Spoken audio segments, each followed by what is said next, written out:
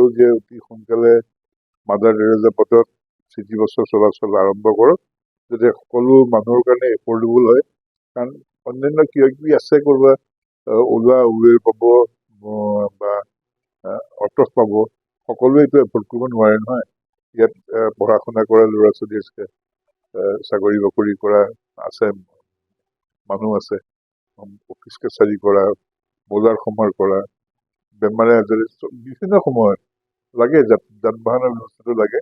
আৰু চিটি বাছটো হ'লে সুবিধা হয় চবৰে কাৰণে, যে কম খৰচত মানুহ যাব পাৰে আৰু অহা যোৱা সুবিধা। গতিকে এই সুবিধাটো যাতে ৰাইজক বঞ্চিত কৰা নহয়, এইটো মানুহৰ অধিকাৰটো তাক কিয় বঞ্চিত কৰি ৰাখিছে। চৰকাৰক অনুৰোধ জনাওঁ যে এইটো মানুহৰ নাগৰিকৰ এটা অধিকাৰ, আৰু চৰকাৰৰ ওচৰত সেই বস্তুখিনি আছেই, তাৰ সুবিধাটো কৰি দিব লাগে। সেইটো মই খুব বিনম্ৰভাৱে চৰকাৰক অনুৰোধ জনাইছো যে এইখিনি সুবিধা নাগৰিকক, এই অঞ্চলৰ ৰাইজক যাতে এইখিনি সুবিধাৰ পৰা বঞ্চিত। চিটি বাছ 25-30 বছৰ ধৰি আমাৰ মাদাৰ টেৰেছা পথত চলা নাই।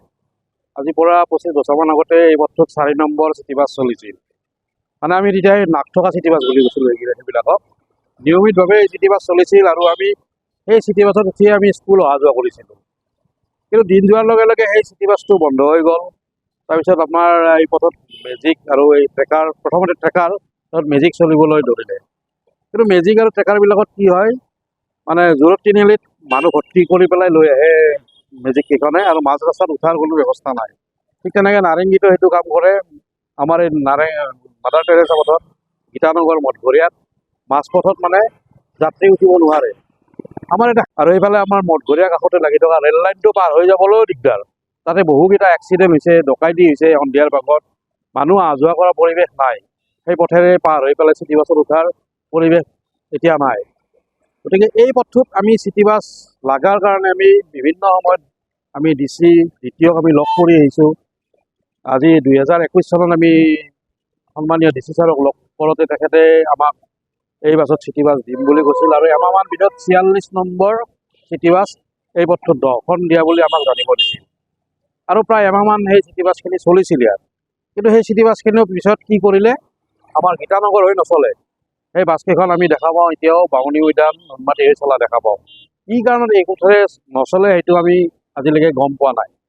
আমি এতিয়া চৰকাৰক বিনম্ৰভাৱে অনুৰোধ জনাইছোঁ, এই পথটোত মাদাৰ টেৰেছা পথত 6 মাইল বৰবাৰী, পাথৰকুঁৱৰী, নাৰেংগী, গীতানগৰ, জোৰত তিনিআলি, জালুকবাৰীলৈকে আমাক এই পথটোত চিটি বাছ লাগে, যাতে আমাৰ চাকৰিয়াল, শিক্ষাৰ্থী, বৃদ্ধ, যিসকল আমাৰ মানুহ আছে, এই 20,000ৰো অধিক মানুহ আছে আমাৰ এই অঞ্চলটোত, এই মানুহখিনি উপকৃত হ'ব চিটি বাছ যদি নিয়মিতভাৱে এই পথটোত দিয়ে।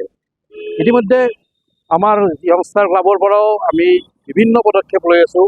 জিতুমণি ডেকা, ভূপন শইকীয়া, মই নিজেও গৈছোঁ DC ছাৰৰ ওচৰত এই পথটোৰ চিটি বাছৰ কাৰণে। কিন্তু প্ৰত্যেকবাৰে আমাক আশ্বাস দি পঠায়, কিন্তু কিছুদিন বাছ চলাৰ পিছত আকৌ পথটোত বন্ধ কৰি দিয়া পৰিলক্ষিত হয়। আমি আশা কৰিম যাতে এই পথটোত ইলেক্ট্ৰনিক বাছ হ'লেও আমাক বহুকেইখন এই পথটোত যাতে চলাচল কৰাৰ সুবিধা কৰি দিয়ে। মিনিমাম 30-40খন যাতে চিটি বাছ এই পথটোত দিয়াৰ ব্যৱস্থা কৰে। হয়, আমাৰ মাদাৰ টেৰেছা পথত আজি 2-3 বছৰৰ পৰা আমি লাগি মেলি ইয়াত 46 নম্বৰ বাছখন চলাবলৈ পৰা নাই। কাৰণ বহুতবাৰ ৰিকুৱেষ্ট কৰাৰ পিছত 46 নম্বৰ বাছখন আহিলে, কিন্তু বাছখন নাম্বাৰটোহে আহিল, 2-4 দিন চলিলে, তাৰপিছত নচলা হৈ গ'ল। আৰু যাৰ ফলত ইয়াৰ পৰা ইঞ্জিনিয়াৰিং কলেজ বা ইউনিভাৰ্চিটি যাবলৈ ষ্টুডেণ্টবোৰে মিনিমাম 2-3খন গাড়ী বদলাব লাগে। ইয়াৰ পৰা জোৰত তিনিআলি, তাৰ পৰা জালুকবাৰী, তাৰ পৰা ইঞ্জিনিয়াৰিং কলেজ।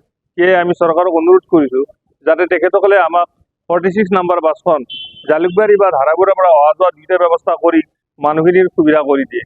অন্যথা ষ্টুডেণ্টবোৰৰ বিশেষকৈ মেক্সিমাম হাৰাশাস্তি হৈছে, আৰু কাৰণ অহা যোৱা কৰিবলৈ মিনিমাম 2 ঘণ্টা 2.5 ঘণ্টালৈ জালুকবাৰী পাবলৈ হ'লে। সেয়ে আমি চৰকাৰক পুনৰ অনুৰোধ কৰিছোঁ যাতে তেখেতসকলে আমাৰ বাছখন সোনকালে এইফালে যোৱাৰ ব্যৱস্থা কৰি দিয়ে। আৰু মাদাৰ টেৰেছা পথত ইলেকশ্যনৰ সময়ততো আমি দেখিলোঁ বহুত ডাঙৰ ডাঙৰ মানুহ আমাৰ ইয়াত আহি লেকচাৰ দি গ'ল, কথা পাতি গ'ল যে বাছখন অহাকালিৰ পৰা চলিব। আমি ফোন কৰি দিলোঁ, হ'ব, বাছ আপোনালোকৰ দিগদাৰী নাই, এইখিনি মই কৰি দিলোঁ। কিন্তু আজিলৈকে কিন্তু আমি বাছখন চলা দেখা নাই আৰু বাছখন চলা নাই। সেয়ে আমি পুনৰ অনুৰোধ কৰিছোঁ যে 46 নম্বৰ বাছখন আমাৰ উক্ত অঞ্চললৈ চলাই যেন ল'ৰা ছোৱালীবোৰক, বিশেষকৈ ষ্টুডেণ্টখিনি যাতে সুবিধা কৰি দিয়ে। এইখিনিয়ে আমাৰ ক'বলগীয়া।